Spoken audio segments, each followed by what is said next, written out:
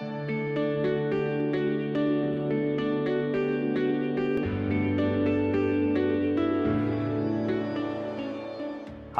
I'm Nick, a physical therapist from Meadville Medical Center. Today we are going to go over the pre and post-op hip exercises for your total hip replacement surgery. With us today we have Sandy, and she is going to be demonstrating those exercises for you.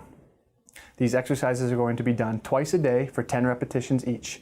When completing these exercises, they may be uncomfortable, and that is okay. If the exercises become painful, please stop.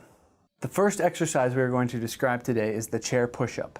So Sandy, what we're going to have you do is scoot to the edge of the chair. You are then going to grip your hands on the armrests, and then now you're going to use your arms and your legs and lift your bottom off of the chair, not coming to a full stand, but just doing a push-up. Go ahead and return back down, and that is one push-up. The next exercise are the bridges. So Sandy, what we're going to do next is we're going to have you bend both of your knees up onto the bed. Good. All right. To achieve this exercise, what you're going to do is you're going to squeeze your glutes and your hip muscles to lift your bottom off the bed. When you do this, you need to keep your head, your neck, and your upper shoulders on the bed. Okay, so go ahead and let's demonstrate by lifting. Good. And back down.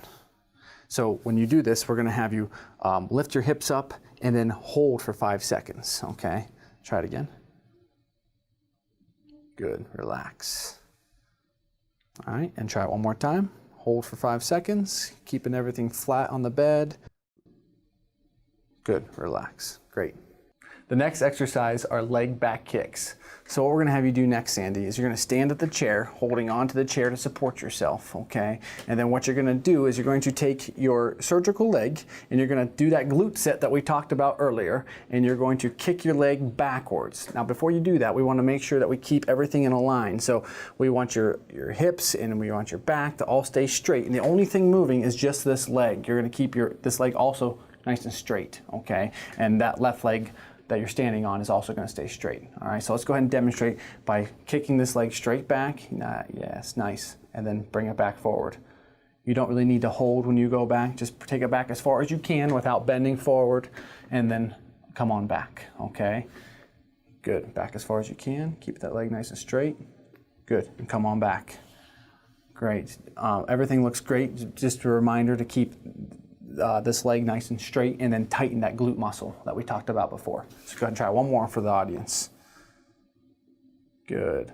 Everything's in nice alignment. We're not bending over. Looks great.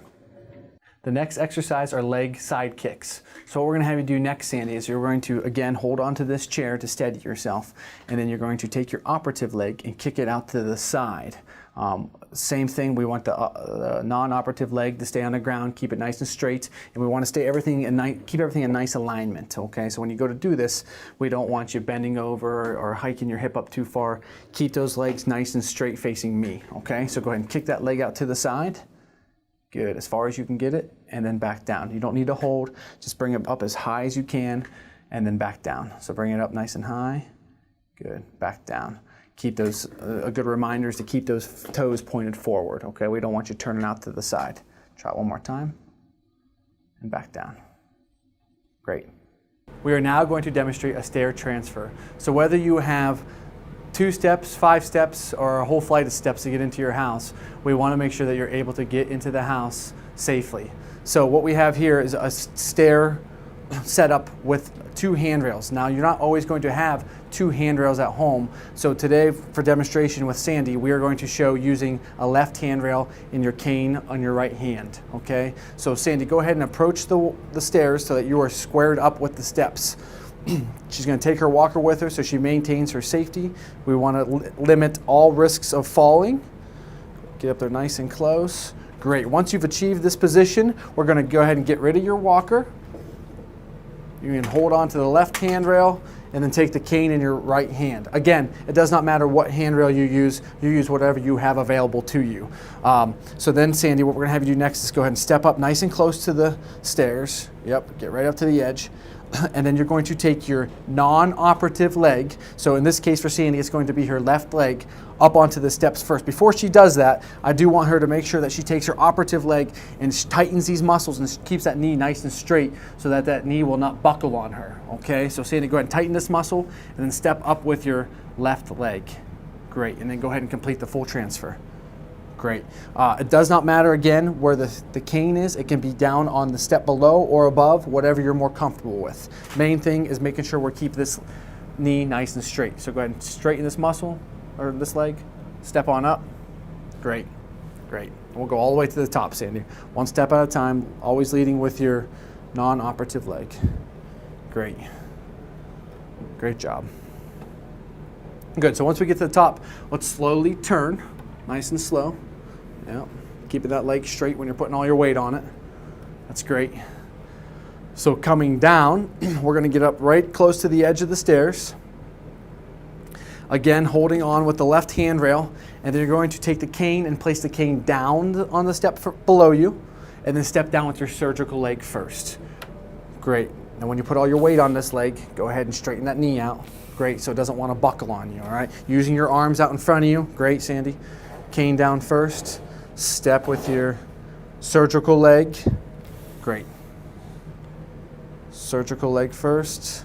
Control, nice and slow. Great, and then we'll have the walker in front of you once you get to the bottom. Surgical leg. That's great.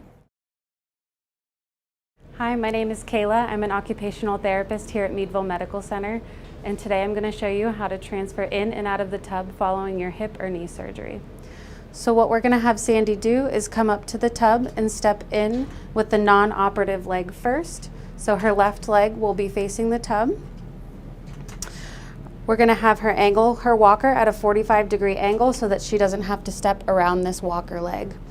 So first she'll step in with her non-operative leg, leaving enough room for the other leg to come in, and then in with the operated leg. And always remembering to bring that leg behind you. So to step out, she will step out with her operated leg first, leaving enough room for the other leg to come out, and then out with the non-operative leg. And if you have a grab bar, you can use that to hold on to in your shower, or you can use the wall for balance if you need to. Thank you for watching the video, and thank you, Sandy, for being our patient today. If you have any questions, please contact your physician at Orthopedics Associates of Meadville or your physical therapist at Meadville Medical Center.